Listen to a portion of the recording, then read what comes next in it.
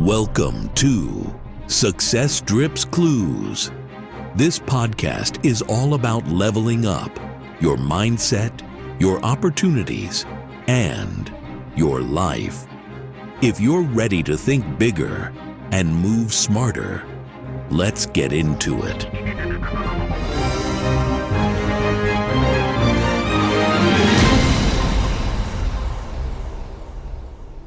Mental push-ups, the discipline no one sees, but everyone eventually feels. You can't see someone's mental push-ups. You can't spot their inner work from across the room, but you can see what happens when they haven't done it. You can see the shortcuts, the sloppiness, the lies they've told themselves, the excuses they've been rehearsing for years. Most people are out here wearing masks made of denial. The truth always finds its way to the surface. And when it does, it's usually not pretty. You can walk around looking like you've got it all together, keep it tidy, polished, and functional, but deep inside, your mind could be in chaos. And if you're not putting in the reps, if you're not checking your thinking, examining your beliefs, and challenging your inner narratives, eventually that internal mess becomes an external one. You can't run a faulty operating system and expect the machine to keep working. The breakdown always comes. Maybe it shows up in your relationships, maybe in your health, maybe in the form of regret or financial disaster. But sooner or later, what's in you leaks out of you. And by then, it's too late to cover it up. Here's a scary truth. Most people have no internal quality control. They say things like, I deserve this, or I'm doing my best, or I'll start Monday, or it's not that bad. And their brain just agrees. No challenge, no pushback, no demand for evidence. You can rattle off a string of convenient lies, and your subconscious won't call a timeout. It won't ask for receipts, and it won't raise its hand and say, hey, wait a minute. You are your own jury, judge, and defense attorney, so you always win the case. That's dangerous. Because if no one checks you and you've never checked yourself, you'll coast your way into mediocrity. You'll justify your stagnation. You'll defend the very behaviors that are robbing you of your future. Look around. We're in the most comfortable, convenient time to be alive. And yet, 70% of adults are overweight. More than 50% of marriages end in divorce. Most people can't cover a $400 emergency. The average American spends 7 hours or more a day staring at a screen. And these aren't random stats, they're symptoms. Symptoms of a society that doesn't challenge itself, that doesn't do the mental reps, that doesn't question its own thinking. This is what happens when people let comfort dictate their philosophy. A soft inner voice will always tell you what you want to hear. You've had it hard. You need to relax. You can do it tomorrow. Don't worry about it. It's not that serious. If you listen long enough, that voice becomes your truth. But let me tell you something. That voice doesn't care about your goals. It doesn't care about your future. It cares about comfort. And comfort unchecked is a killer of potential. And that should scare the crap out of you. You need a different voice in your head. One that says, is that true? Are you making excuses? Is this behavior getting you closer or further? Would you accept this answer from someone you're mentoring? When your inner voice starts asking real questions, that's when things start to change. Here's the good news. You can train your thinking like you train your body. But just like the gym, you don't get stronger without some pain. Here's how you start. Write it down. All of it. If you want to control your thoughts, get them out of your head. Journaling isn't just therapy, it's intel. It shows you what's going on behind the curtain. What are you telling yourself lately? What are you excusing?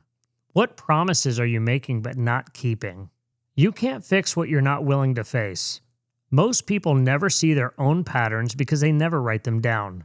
Number 2, catch yourself sooner. Start noticing your go-to rationalizations.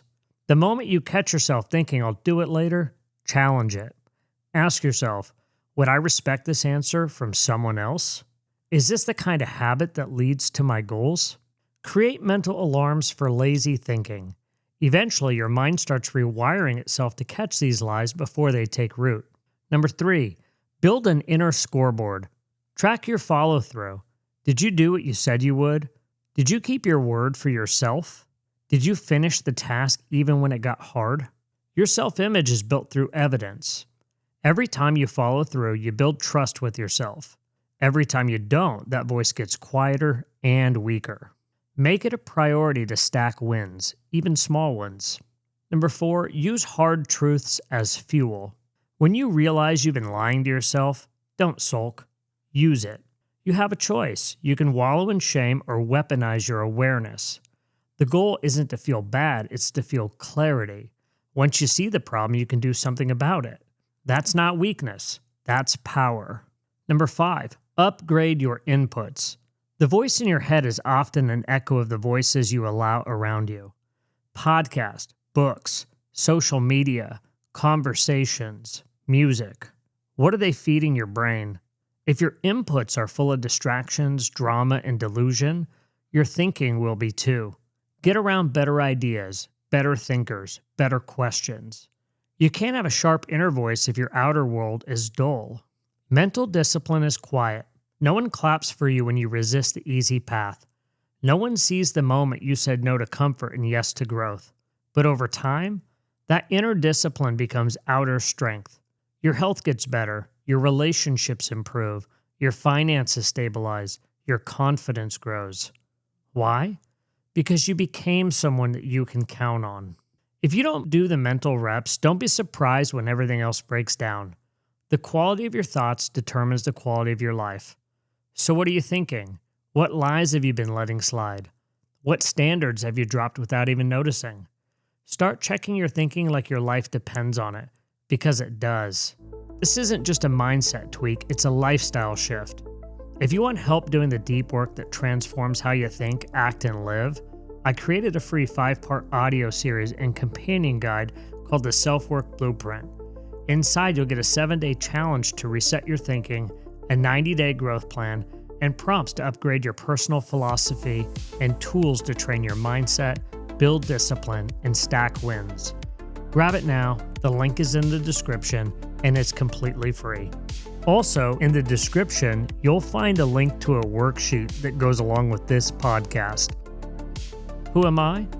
I'm a God-fearing husband, father, and student of the human experience, committed to growth in every area of life. I believe your life is the outcome of your philosophy, and the most important work you can do is the work that no one sees. I write for people who want to break cycles, take ownership, and build something they can be proud of, starting with themselves. Not with fluff and not with theory, but with real-world principles, honest introspection, and practical steps that move the needle. Get honest, stay sharp, and keep building. Here's to you on your journey to becoming the best version of yourself.